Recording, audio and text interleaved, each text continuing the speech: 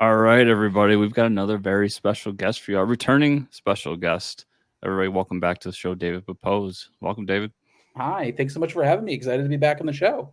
Yeah, I'm super happy to be here with you because I think I missed the last time. So Yeah, excited to be chatting with you for the first time. yeah, Um, yeah, no, always love chatting comics, and yeah, especially I have a new one out, the Devil That Wears My Face from Mad Cave Studios. So I'm excited to talk about that and so much more.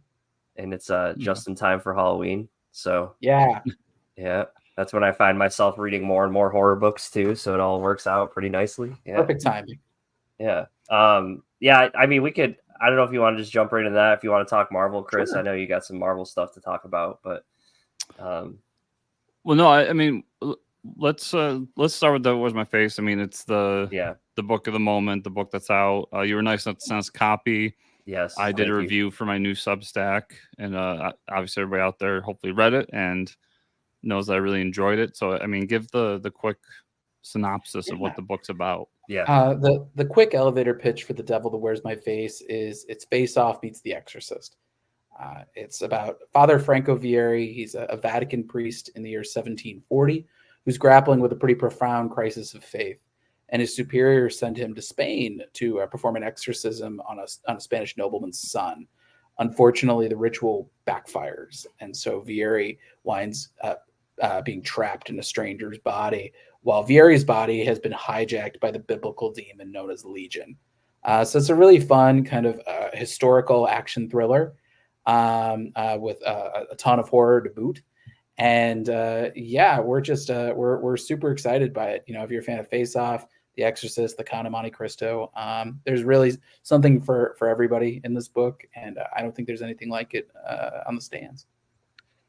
and this is your first time writing horror, right? First Yeah, full length horror book.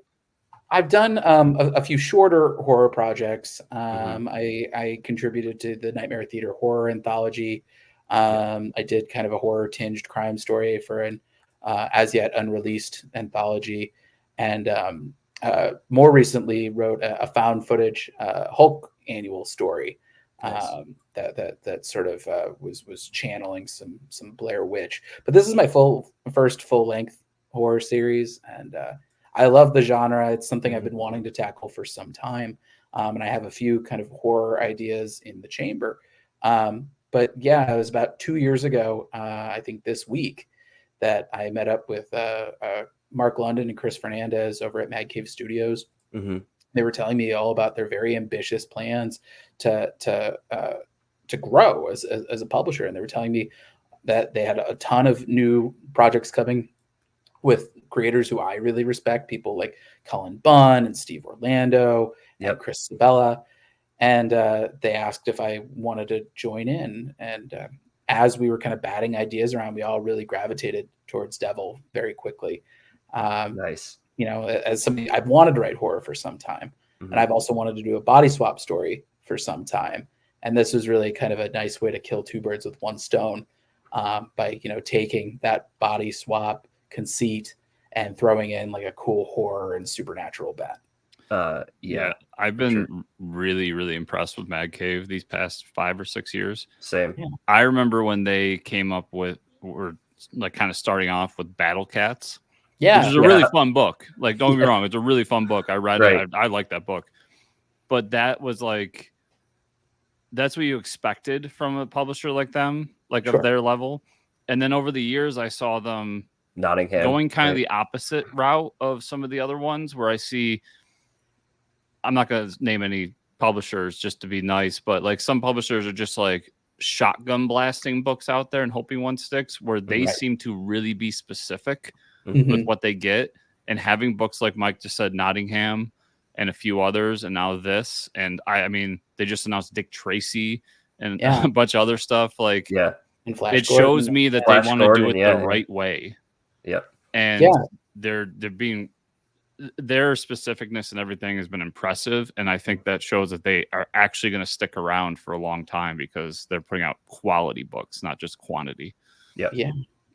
No, I've been very impressed with how aggressively Mad Cave has been expanding over the last few years, and Mm-hmm. being able to even work with my Scouts Honor editors, Mike Martz and Christina Harrington, who are editors on The Devil That Wears My Face. Yeah, it just shows that they're a publisher who is to me really making all the right moves, and that was something that really impressed me as I was discussing with Mark and Chris, and that's the reason why I felt comfortable doing a project with them, is that they really do seem like a publisher on the rise, and I'm excited to be a part of that. Do they feel to you kind of like Aftershock did before all the hiccuping, if we will, the Aftershock had? And I think every publisher has its own unique vibe to it. I mean, of course, there's little bits of overlap in the fact that like I'm working with Mike Martz and Christina Harrington, but I think it's a very different team. I want to give a special shout out to the sales team at Mad Cave, who I've been very impressed. Allison Pond and Maya Lopez and Frank Silva have been really aggressive about pushing this book, more so than any other sales team I think I've worked with at any other publisher. And so that's been really nice. It's nice to be working with a publisher where you can really sense that we really are all in this together, that they are very invested in trying to make this book a success. I don't feel like a statistic. That's good. And that's really cool. And it's something that it's a degree of hustle and go-getterness, for lack of a real word. Initiative is the real word. I think I would hope that every publisher would emulate that. So yeah, I've been really happy working with Mad Cave, and hopefully this is the first of many projects with them. So I just want to talk about the art for a second, because Alex Cormac's art is absolutely insane for this issue. With all the crazy, like, blood and guts going everywhere. So how did he jump out of the project? Were you guys in touch before that, or? I've been a huge fan of Alex Cormac for many years, dating back to his book Sync over at Comics Tribe. That was one of the first Kickstarter books that I ever backed. And so a big fan of Alex's for some time. And then obviously seeing his work with Rich Douek over at IDW, Road of Bones, Sea of Sorrows, Breath of Shadows, and their upcoming Drive Like Hell over at Dark Horse, which is fantastic. If you haven't told your local shop to pre-order it, you really should. You owe it to yourself to get the Alex Cormac horror double feature between Devil That Wears My Face and Drive Like Hell. Hell yeah. Yep. But yeah, so as we were putting this project together, and that's part of the reason why this project's been in development for as long as it has been, is that, as I was starting to put, as I built out the outline for this book and I was starting to put scripts together, I was talking with Chris Fernandez about like who would be like the right artist for this book. And Alex was the first name on my list. I was like, I love working with Alex Cormac. If I only did one horror book, I would want him to draw it. Yep. And luckily, Chris was like, "Oh, we're huge fans of Alex. Do you know him?" And so I was able to. I've been lucky enough to be friendly with Alex over the course of several conventions and through our mutual friend Rich. And so it was nice to be able to just kind of just DM him over Twitter and be like, "Hey, man, like so." I have this book at Mad Cave. Here's kind of the pitch, and we would really love for you to draw it. And Alex loves doing historical stuff. He really is committed to like the historical elements of it all.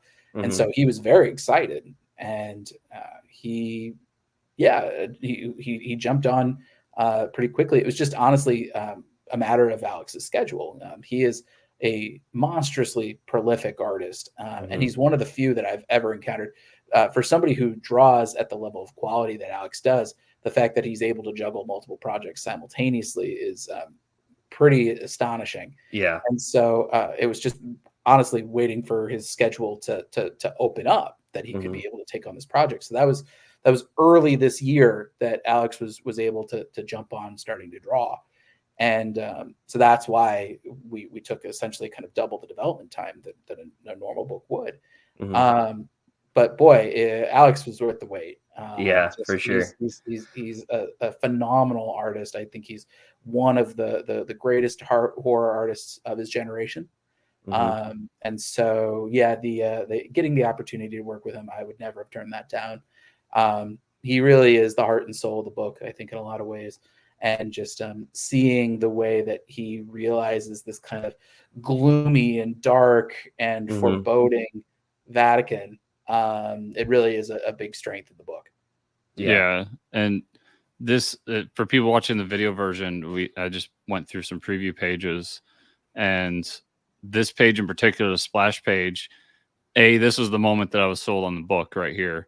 But B, when you like sit there and stare at it, it just shows everything you said. Like that, I mean, a lot of comics fans won't look at this type of stuff, but us being more than just enthusiasts, we get into the nitty gritty of a lot of this. But like the bricks in the background, like the chains and how they all come together, and then just the fact that you said like the dark and gloominess. I said a lot of this in my review, the dark and gloominess of the art and the coloring, but then the red blood everywhere and how it just pops on that gloominess. This is the page where I was just like, holy shit. I mean, the artist here, who I knew the name, but I've never read anything he's done, just makes the book 100%. Yeah, he's fantastic. Another great book that he did that I forgot to mention was The Crimson Cage with John Lees over at AWA, which was sort of a retelling of Macbeth through, I believe it's like a Louisiana like amateur wrestling circuit, amateur pro wrestling.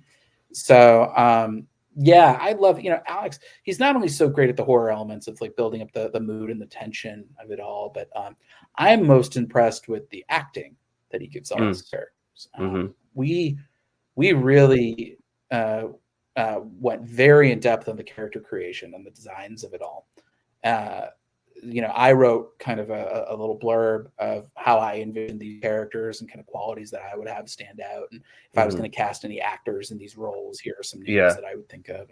And then Alex, so generous with his creativity, he wound up giving me sort of like a menu of options where he would say, okay, here's like 4 different versions of the Air, or 4 different versions of Legion, or 4 different versions of Maria, who's a core supporting cast member of the book, or 4 different versions of Cardinal Pentecost, who is Vieri's mentor. And what was so great is then I took those designs and I went on Facebook or on Photoshop, and I was like, okay, like I really like the design on this guy, but like, what if we gave him like the haircut of this other guy?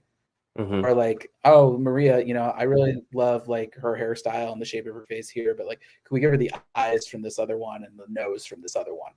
And so it was a really cool kind of like jam band of figuring out like how all these characters came to be.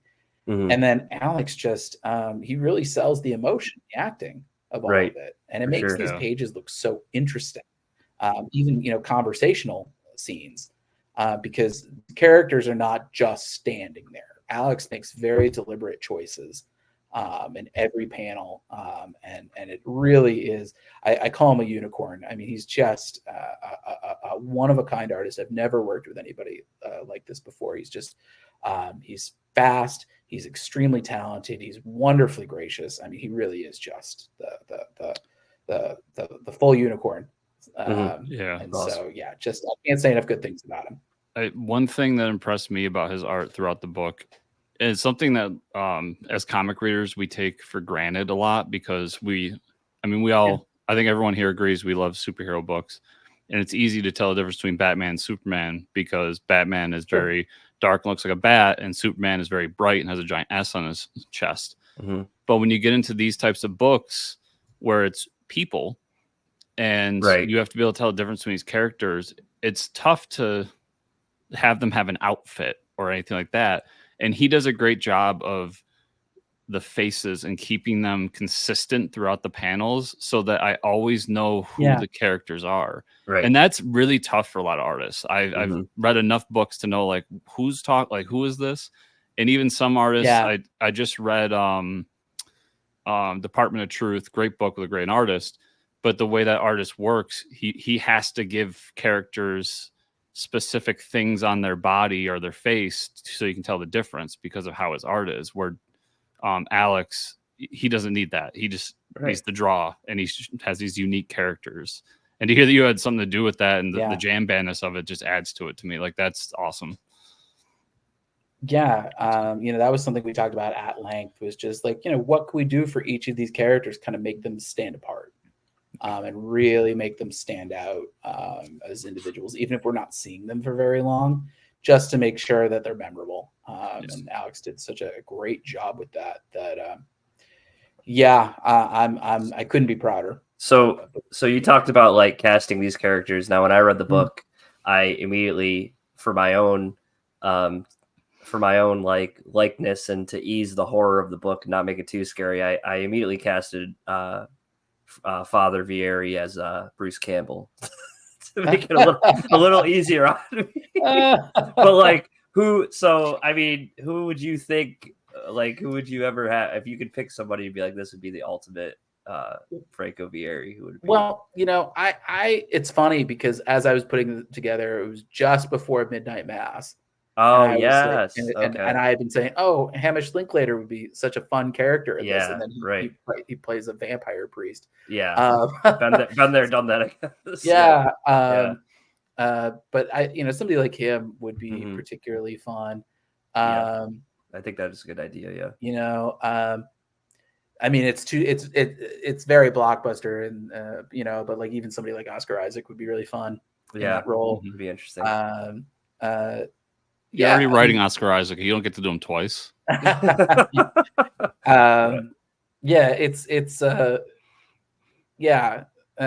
was, it's funny because I did these so long ago that I'm like trying to remember who did I send for all of these character descriptions. But I do remember for Vieri in particular, I mentioned Hamish Linklater. And then, of course, he wound up beating me to the punch over. That's so funny. How much of your own like research have you done for angels and demons? And because you got to keep all that stuff straight, right? I did a lot of research, honestly, on the history of the Catholic Church and the Vatican. Okay. I researched. I think I laugh because I think I kind of surprised Mad Cave a little. I don't think I like really clued them in when we were talking about this project that I was going to make into a period piece.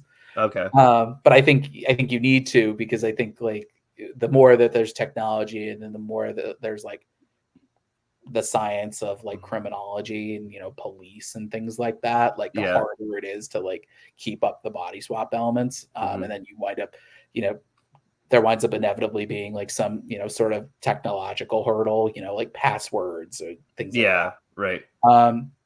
And I didn't think that I thought that would run very counter to the themes and tone of this book.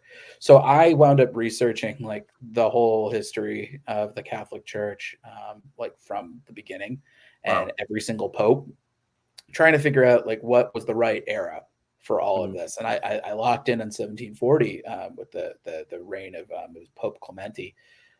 Who was a real life pope who was like blind and bedridden towards the end of his life and performing what business he could from his chambers in his bed. And so I thought that was a really interesting kind of metaphor for the church at that time. This was kind of a church in a slump. Their finances were in shambles. There was a lot of tension as far as the Freemasons were concerned, or even the Roman ghetto. And you have a figurehead who's kind of on his way out.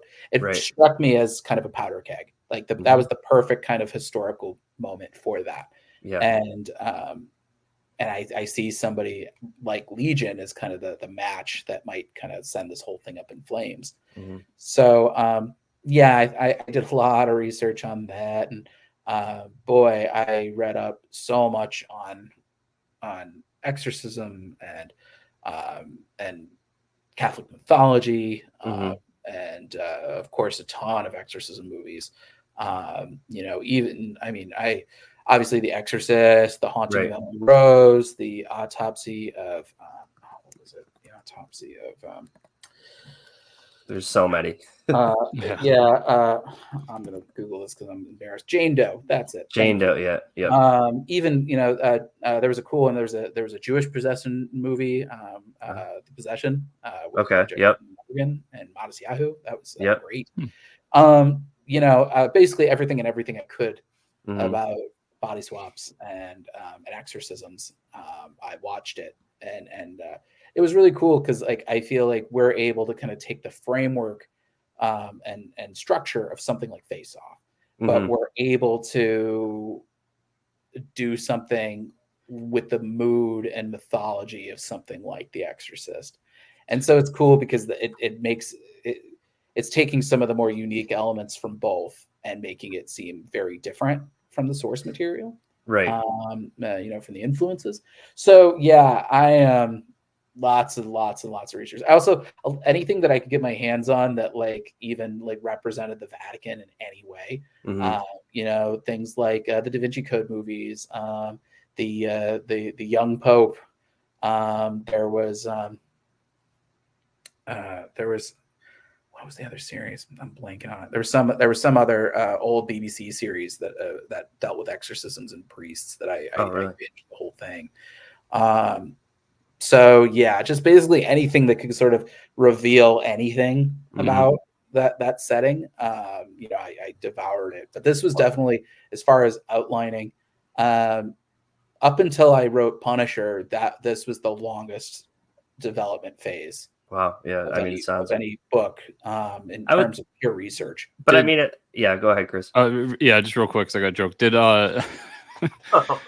by the like 10th Exorcist movie, was your significant other like, fuck, can you just go back to reading Fantastic Four, please? Please. Yeah, if she had her druthers, I would always write Fantastic Four. That's her favorite thing I've written to date. But thankfully, then all I gotta watch is Die Hard. It's fine. Yeah. Thankfully, she's always a very good sport about the things that I'm researching, and if she doesn't want to watch them, there's always the Golden Bachelor. She'll watch that on her iPad. Yeah, but I'm actually watching that too. It's the only It's the only Bachelor that I have watched. She loves it. It's pretty hilarious. So I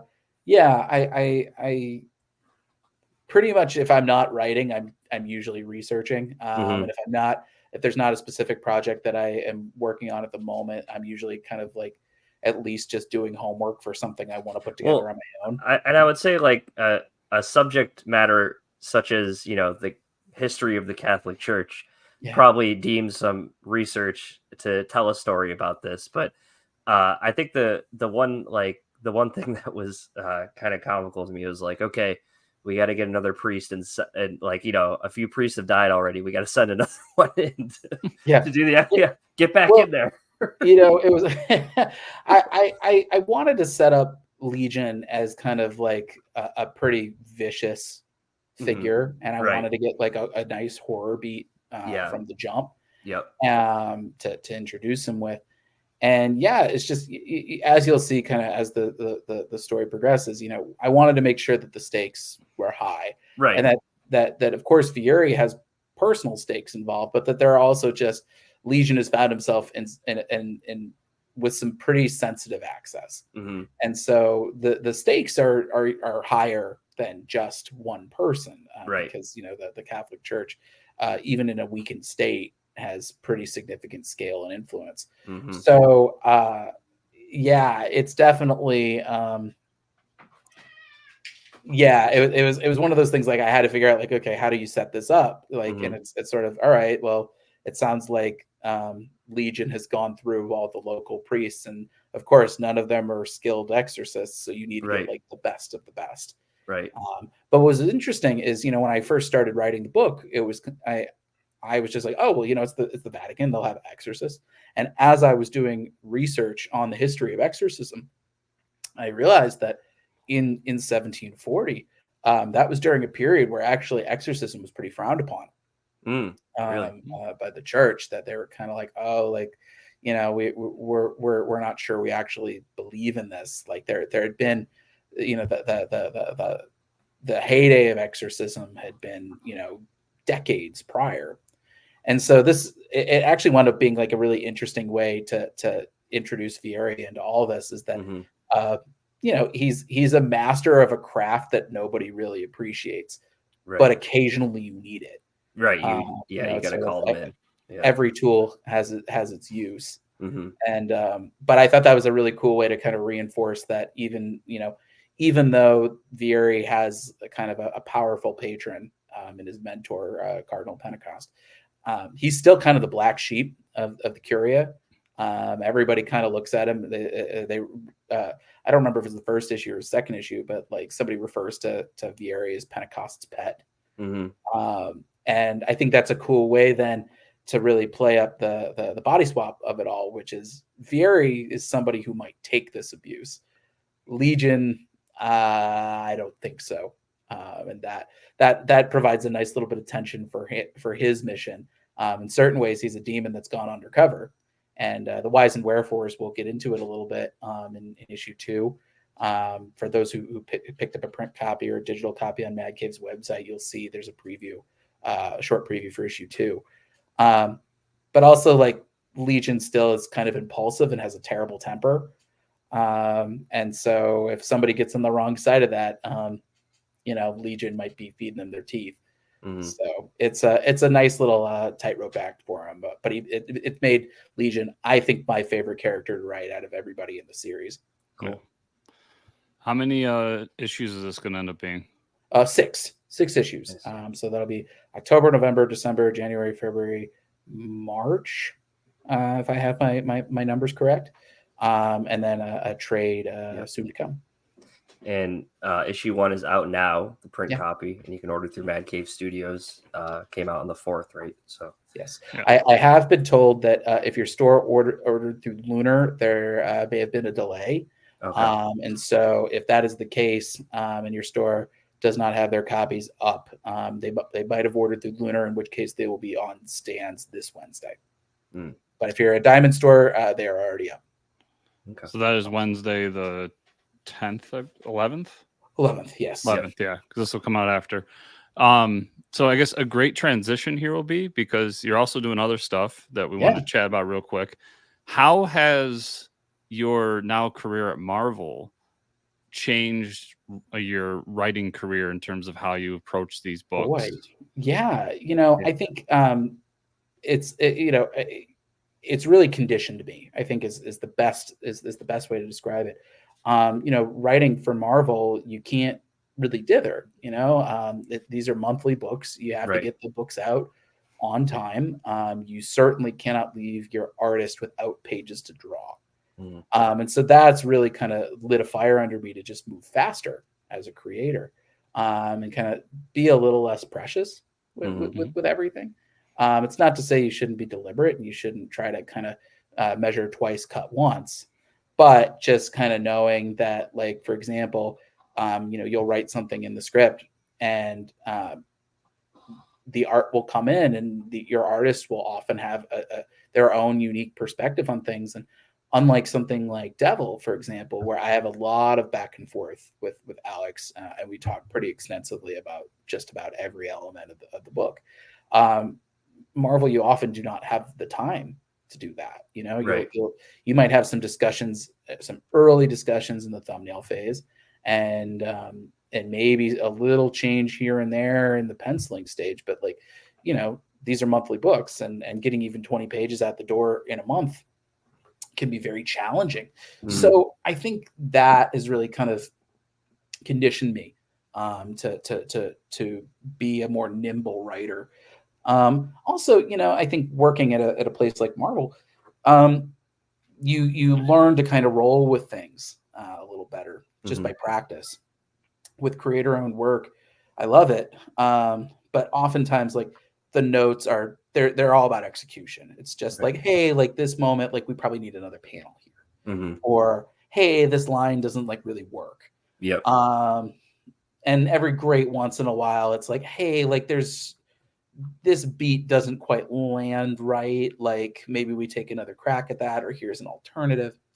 So with Marvel, you're doing all of that. However, you're navigating kind of like a real tapestry shared universe, where you're figuring out, okay, these characters are doing this, that, and the other thing.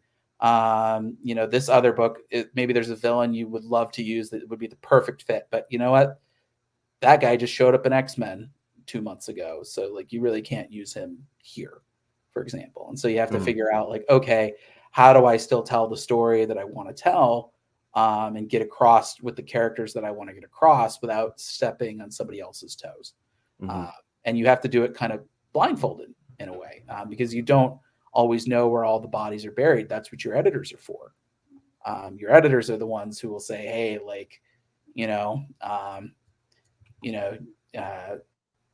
can't use MODOK because he's out over at X-Men right now, something like that. But I say that as an example because I've pitched MODOK so many different times for so many different things, and he's always busy somewhere else. That can't get enough of that big-headed creep. And I laugh, David, because A, one of my favorite characters, and B, I was about to give an example that involved MODOK and my follow-up to this. Yep, there you go. Chris's favorite character. So yeah, it's definitely it feels like sprinting versus marathoning. But also, it's being nimble, with just your kind of your preconceptions. And that I think is sort of the biggest high wire act, I think, for me at Marvel, is you have an idea of a character. And oftentimes if your editors will come up to you, at least in my experience, I remember for Moon Knight, my editors knew that I liked Moon Knight. And so like I was able to be like I had said, hey, if you get an opportunity for anything Moon Knight related, I hope you'll think of me. And then I was able to do like the Black, White, and Blood anthology. And then I was able to do the City of the Dead. But more often than not, you're surprised by the assignment, or at least I am. I can tell you, when they asked me to do Savage Avengers, I kind of had to think on the fly of like, okay, with a Conan teaming up with some Marvel heroes, what would I do? Right. Same thing with Fantastic Four and Hulk. Like I had no idea that I would be able to write one of those titles, even for an annual or a two-parter. I never really thought of any concepts for it. And then suddenly it's sort of presented in front of you and you got to think on your feet. Other characters you do have an idea for. I can tell you, like for Moon Knight, I had one other idea in my back pocket that I had actually pitched before I pitched City of the Dead, and then realized that for a 5-issue mini, I just didn't have the runway that I needed to get that story across the way that I would have wanted to. And so you have to really kind of figure out how to pivot.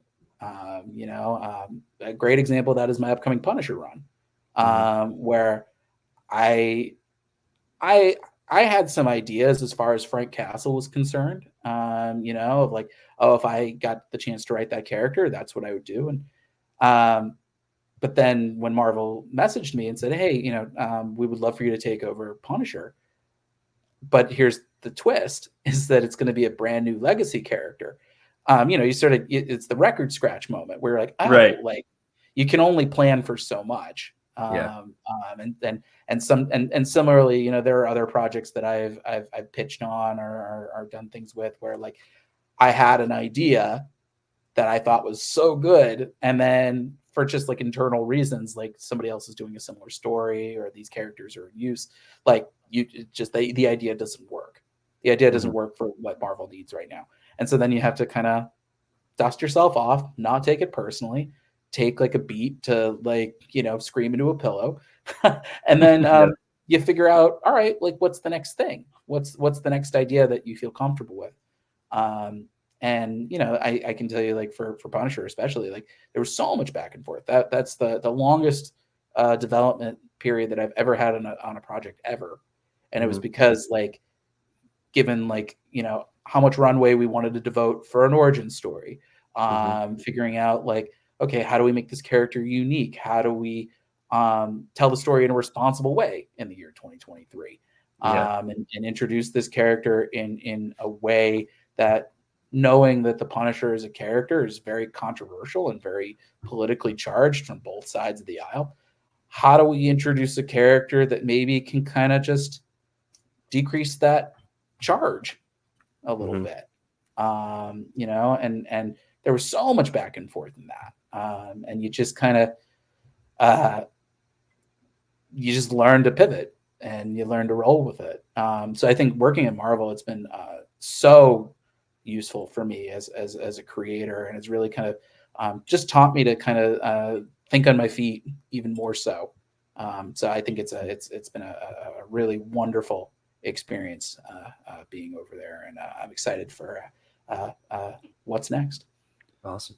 And I think we could talk a lot about the different books you've done since you've joined Marvel, and we've talked about pretty much all of them on the show because I've read most of them. But I think a great way to move forward the conversation is with Punisher, since that's the next book coming out, I believe, next month.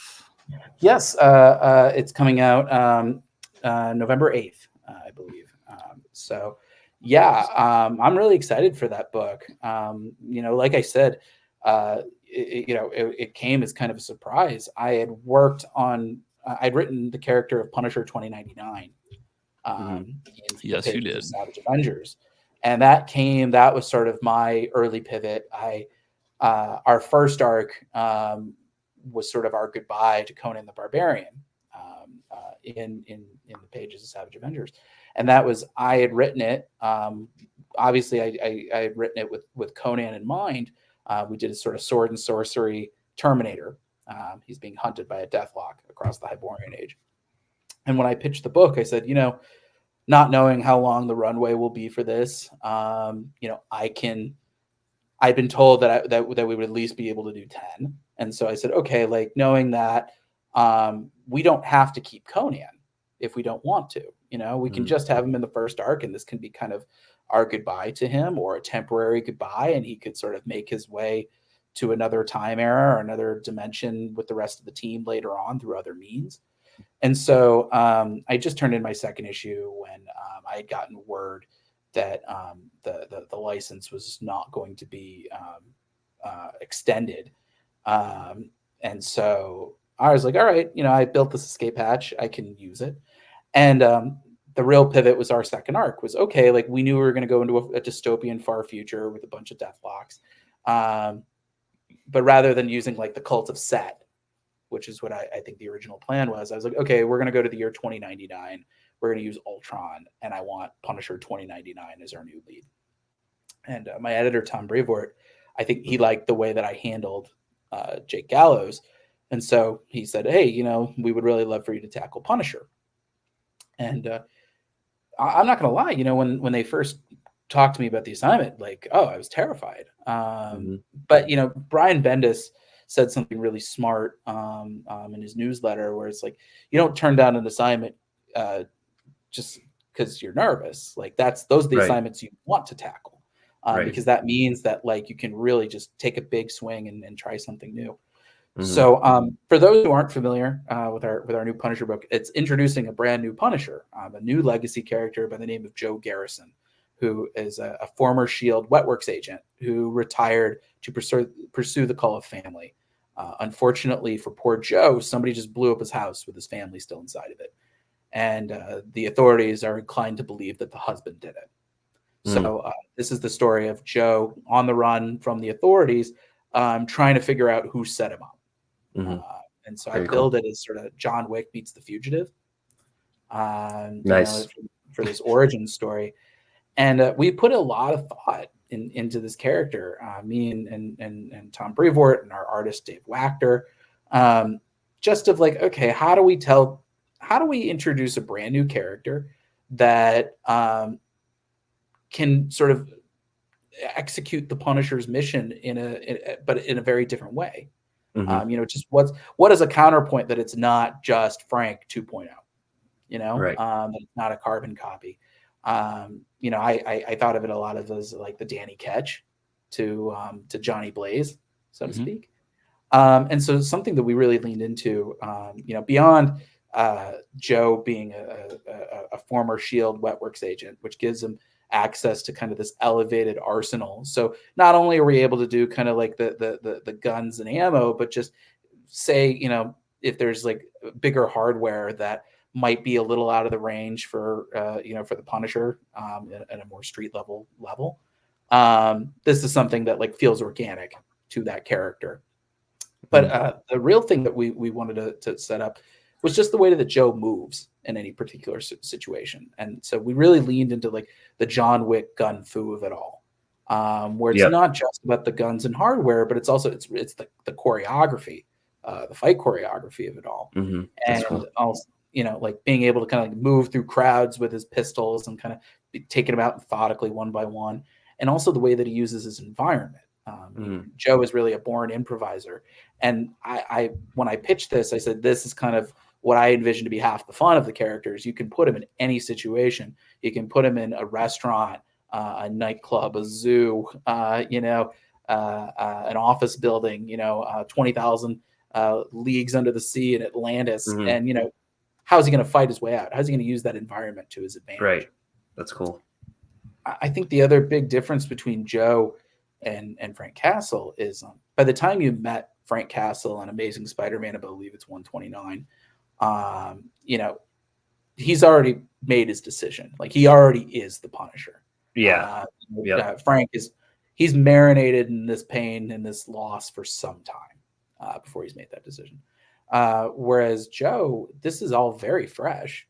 This is all, within, a couple of weeks. And so I think there's been a lot of people asking like, well, why would somebody take up the name of the Punisher? I think at least in universe, he is seen as a criminal with a pretty violent record. Some may even describe him as a serial killer.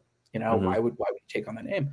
And this arc, I would say the whole theme of this origin is how does somebody become the Punisher? How does this become a legacy? Right. It's a valid question. There are some legacies that you choose, and then there are other legacies that find you. And so I think over the course of our 4 issues, it's going to be how's Joe's mission, a very personal mission about who killed my family. How do those mission parameters evolve into something a little bit more widespread and self-sustaining? In other words, how does it go from being a mission to a war? Interesting. And those are things that we'll be touching upon in this origin story. I can say Dave Wachter's artwork on it is phenomenal. Dan Brown is doing the colors on it, and they are just a real nice tag team together. Cool. So I'm very excited for people to get to check this out. It's just a ton of action, a ton of grittiness, a ton of badass attitude. We didn't want to sort of cut away at like, well, what makes the character work? Our goal was just to how do we sort of take the cool parts of the Punisher and then kind of take a different angle on it, but one that hopefully is not, our goal is never to alienate existing Punisher fans. We're certainly not trying to say if you like Frank Castle, you're a bad person. Quite the contrary. We're just trying to add to the tapestry, and in the same way that people have come to accept characters like Rachel Cole Alvis, who got, as I recall, a decent amount of blowback when she was debuted. I think adding somebody like Joe to that tapestry will ultimately be, I think, very additive in the end run. Yeah, I felt like when it was announced, a lot of people went down that rabbit hole of like the Punisher is a bit of a toxic character in the political sphere. And I had always felt that Marvel should just kneel into it and say, fuck it. Like this is the character we have. And a lot of those toxic elements are not stuff that we created. So fuck them.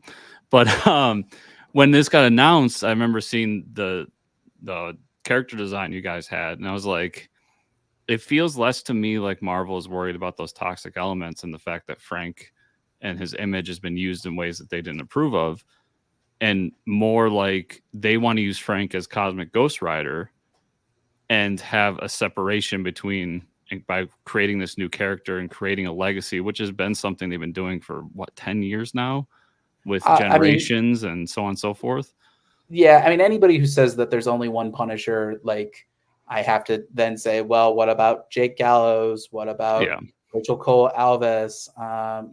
There's like a whole laundry list of other people that have been the Punisher besides Frank Castle. So I I respectfully disagree with those types of arguments. I can't speak to anything as far as like whether or not like it's competition with like Cosmic Ghost Rider. I don't think that's the case. I just think, I think it just speaks to trying something new. I mean, I don't think, every Marvel character at some point has done a legacy version, and I think they're always additive to the mix.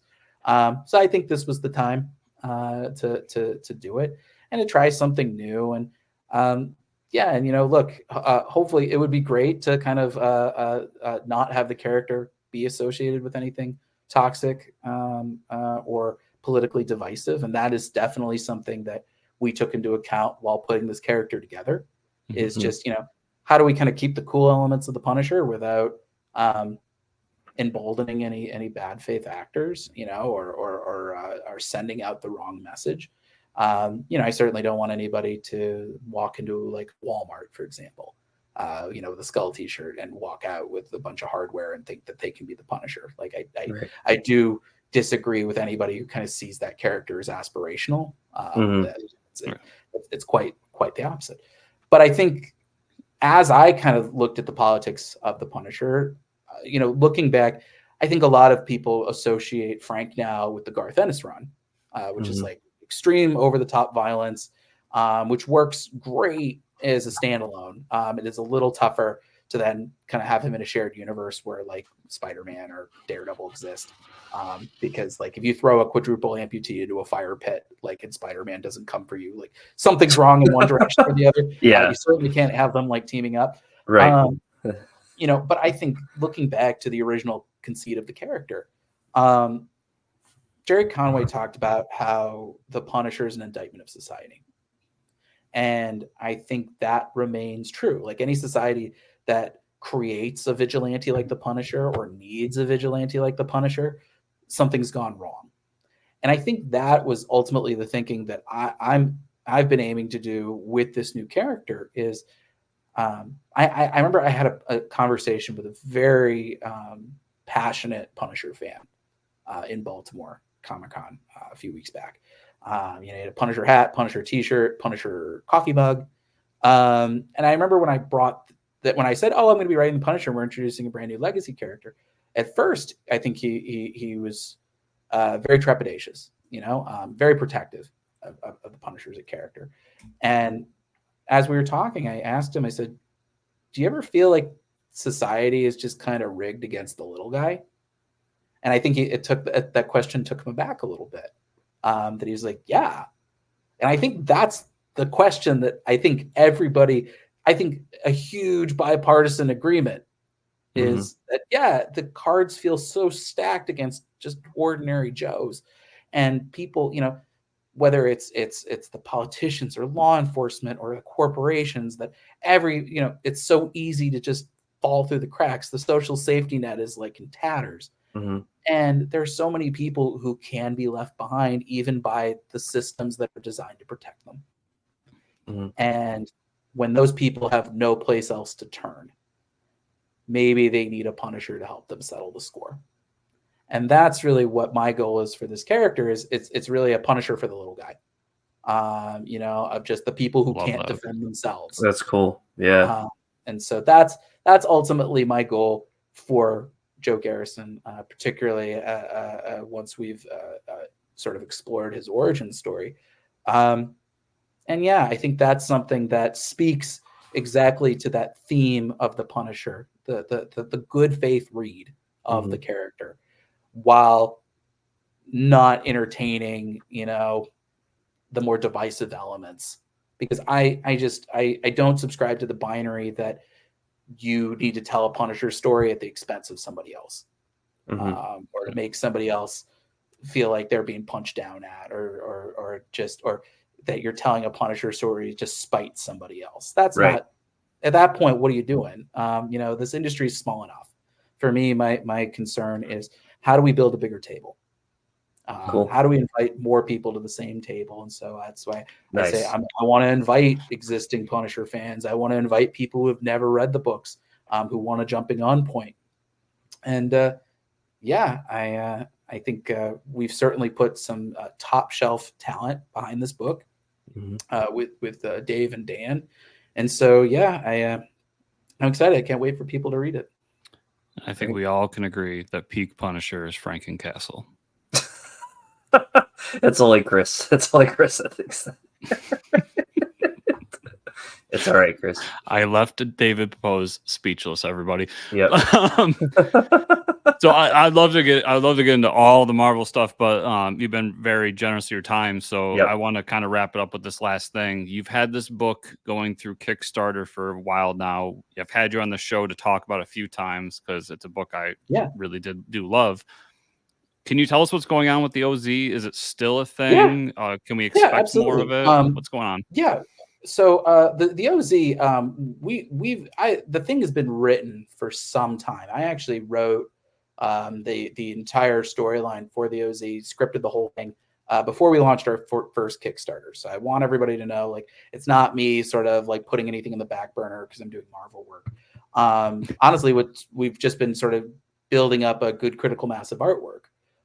Ruben Rojas is finishing up the inks on the first half of the book now.